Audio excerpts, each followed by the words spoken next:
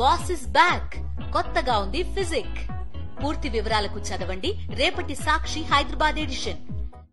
Old city మెట్రోకు కొత్త చిక్కులు వస్తున్నాయా? పాత బస్తీలో నిర్మించే మెట్రో విషయంలో ఆది నుంచి అవాంతరాలు ఎదురవుతున్నాయా? అసలు పాత బస్తీ మెట్రోకు వస్తున్న కొత్త సమస్యలు ఏంటి? ఆ రూట్లో ఉన్న ఇబ్బందులు ఏంటి? వాటిని అధికారులు ఎలా సాల్వ్ చేయబోతున్నారు? Watch the story. Hyderabad MGBS నుంచి చాంద్రాయణగుట్ట వరకు చేపట్టనున్న పాత బస్తీ మెట్రో కారిడార్కు అడుగడుగున అడ్డంకులు ఏర్పడుతున్నాయి. పాత బస్తీలో ఇప్పటికే భూసేకరణ పనులు చేపట్టారు. అయితే ఈ రూట్లో వెళ్లే మెట్రో మార్గంపై నీడలు కమ్ముకున్నాయి. ఎంజీబీఎస్ నుంచి ఫలక్నామా వరకు మెట్రోకు గత ప్రభుత్వంలోనే అడుగులు పడ్డాయి. కానీ స్థల సేకరణ, ఇళ్ల నిర్మాణాలు అడ్డంకిగా ఉండడంతో కొంత ఆలస్యమైంది. అయినా ఏదైతే ఏదవుతుందని ముందడుగు వేసింది గత ప్రభుత్వం. కానీ పనులు మాత్రం ప్రారంభం కాలేదు. ఇప్పుడు తాజాగా కాంగ్రెస్ ప్రభుత్వం ఓల్డ్ సిటీ మెట్రో పనులు స్పీడప్ చేసింది. 7.5 కిలోమీటర్ల మేర నిర్మాణానికి భూసేకరణ పనులు జరుగుతున్నాయి. కానీ భూసేకరణ పనులకు అవాంతరాలు, అభ్యంతరాలు తలెత్తడంతో ఇప్పుడు ఈ మార్గంలో కొత్త తలనొప్పులు తప్పేలా లేవన్న వాదనలు వినిపిస్తున్నాయి.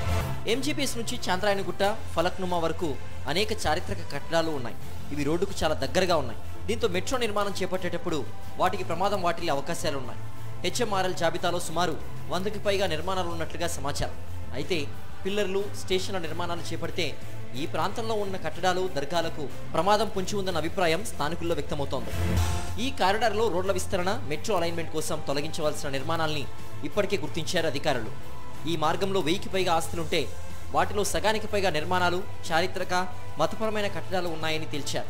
మెట్రో నిర్మాణం జరిగితే వీటి పరిస్థితి ఏంటనేది ప్రశ్నార్థకంగా మారింది. అయితే వాటికి విఘాతం కలిగించకుండా ప్రత్యామ్నాయ మార్గాల్ని కూడా మెట్రో అధికారులు అన్వేషిస్తున్నారు. మొత్తం మీద ఎంజీబీఎస్ నుంచి చాంద్రాయణగుట్ట వరకు చేపట్టనున్న మెట్రో నిర్మాణం కోసం భారీ స్థాయిలో భూములు సేకరించాల్సి ఉంది. కనీసం 150 నుంచి 200 అడుగుల వెడల్పు ఉండే నిర్మాణాలని తొలగించాల్సి ఉంటుంది. మరి భూసేకరణలో ఎదురవుతున్న ఇబ్బందుల్ని, వాటిని తొలగించేందుకు వ్యక్తమవుతున్న అభ్యంతరాలను మెట్రో అధికారులు ఎలా అధిగమిస్తారో చూడాలి.